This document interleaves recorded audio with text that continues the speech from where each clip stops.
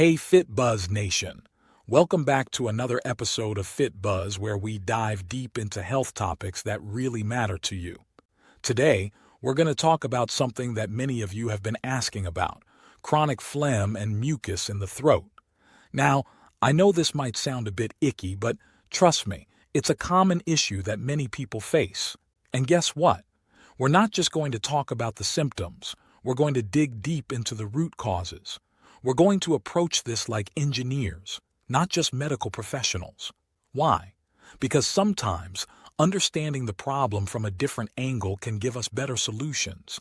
So buckle up, because this is going to be a detailed ride. All right, let's dive right into this topic that's been bothering a lot of you. You know those nights when you're trying to sleep, but you just can't because you keep coughing. Or maybe you're in the middle of a conversation and you feel like there's something stuck in your throat making you sound hoarse or giving you a scratchy feeling. It's super annoying, isn't it? But here's the thing. These aren't just random things happening to you. They're symptoms of something bigger. You might think it's just a cold or maybe allergies, but it could be something more serious.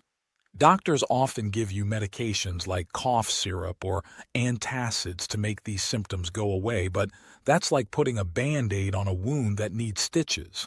You're not really solving the problem, you're just covering it up for a little while. Now let's get to the real stuff. There are medical conditions that could be causing these symptoms. One of them is called GERD, which stands for gastroesophageal reflux disease. Sounds complicated, right? But it's basically when the acid in your stomach decides to take a trip up into your food pipe, also known as your esophagus. This acid is not supposed to be there, and it can cause all sorts of problems like heartburn and that annoying cough. There's also something called LPR, or laryngopharyngeal reflux, which is like GERD's evil twin. In LPR, the acid goes even higher up, messing with your vocal cords and the back of your throat. That's why you might feel like you're losing your voice or have something stuck there. Usually, doctors will give you antacids or medications that make your stomach produce less acid to treat these conditions. But did you know that sometimes the problem could be that you have too little stomach acid, not too much? Yeah, it's a mind blower. When you don't have enough acid, the valve at the top of your stomach doesn't close all the way, so some acid escapes and causes all these issues.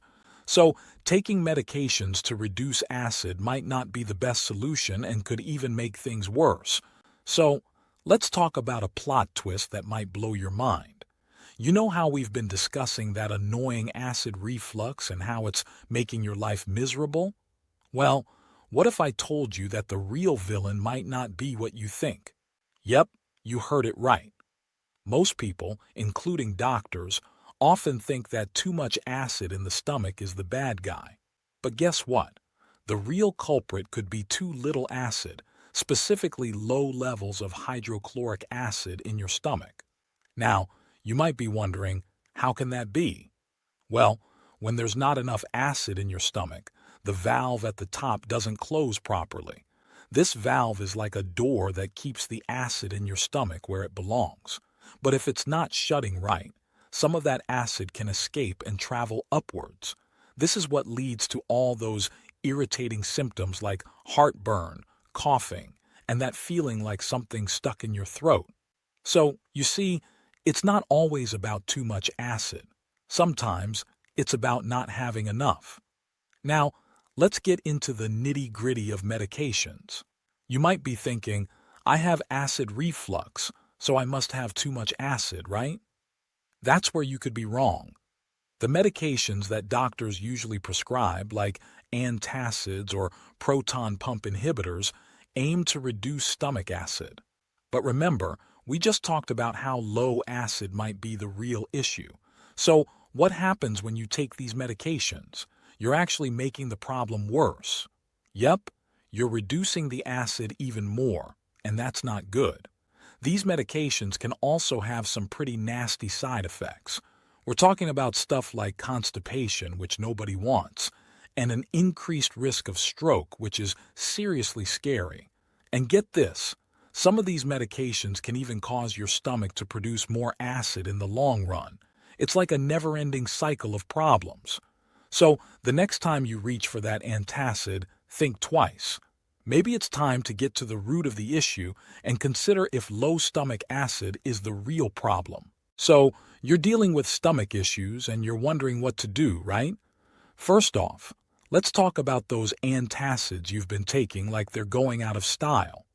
While they might give you temporary relief, they're not a long-term solution. In fact, they could be making things worse by reducing your stomach acid, which you actually need for digestion. So, what should you do? Well, before making any changes, it's super important to talk to your doctor. They can guide you on how to safely reduce your antacid use. Now let's get into some science. There's this thing called Betaine Hydrochloride, and it's like a magic potion for your stomach. You can take it right before you eat, and it helps your stomach break down food. But hold on, there's a catch.